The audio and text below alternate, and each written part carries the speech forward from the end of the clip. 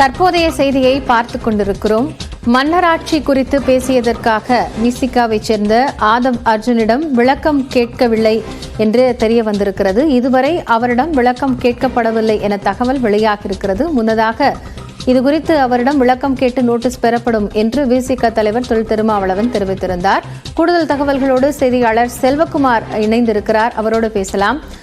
செல்வகுமார், இப்போ ஆதவ் அர்ஜுனிடம் இதுவரை விளக்கம் கேட்கப்படவில்லை என்று சொல்லப்படுகிறதே, கூடுதல் தகவல்கள் என்ன?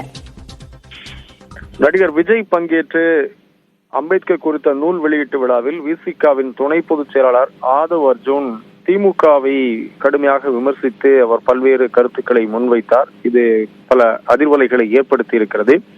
இந்த சூழலில் நேற்று சென்னை விமான நிலையத்தில் செய்தியாளர்களை சந்தித்த திருமாவளவனிடம் கேட்டபோது நிச்சயமாக ஆதவ் அர்ஜுன் மீது நடவடிக்கை எடுக்கப்படும், விளக்கம் கேட்டு நோட்டீஸ் அனுப்பப்படும் என்றார். அப்போதே நியூஸ் 18 சார்பாக நாம் முன்வைத்த கேள்வி, ஏற்கனவே ஆட்சியில் பங்கு அதிகாரத்தில் பங்கு என்று ஆதவ் பேசிய போது நடவடிக்கை என்றீர்கள், ஆனால் விளக்கம் மட்டுமே கேட்கப்பட்டது, இந்த முறை என்ன எப்படி இருக்கும் என்று கேட்டபோது நிச்சயமாக நடவடிக்கை எடுக்கப்படும் என்று அவர் தெரிவித்திருந்தார்.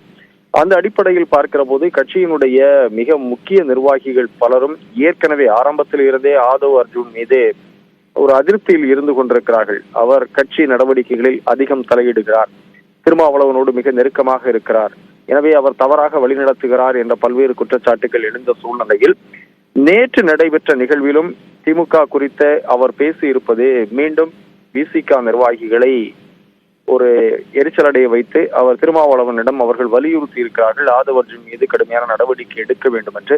ஆனால் இதுவரை எந்த நடவடிக்கையும் எடுக்கப்படவில்லை. இன்று காலையிலேயே அவரிடம் விளக்கம் கேட்டு நோட்டீஸ் அனுப்பப்படும் என்று எதிர்பார்க்கப்பட்ட சூழ்நிலையில் இன்னமும் எந்த முடிவும் எட்டப்படவில்லை. இது குறித்து இன்னமும் திருமாவளவன் எந்த முடிவையும் எடுக்கவில்லை என்றுதான் தற்போது அந்த கட்சியினுடைய தலைமை அலுவலகத்தில் இருந்து கிடைக்கக்கூடிய செய்தியாக இருக்கிறது. திருமாவளவன் பேசும்போது கூட குறிப்பிட்டிருந்தார், இந்த நிகழ்ச்சியில் ஆதவ் நீங்கள் வேண்டுமானால் பங்கேற்றுக் கொள்ளுங்கள், ஆனால் அரசியல் பேசக்கூடாது என்று சொல்லியிருந்தேன், அதையும் மீறி அவர் அரசியல் பேசி இருக்கிறார், எனவே நடவடிக்கை உறுதி என்று சொல்லியிருந்த சூழ்நிலையில் என்ன செய்ய போகிறார் திருமாவளவன்?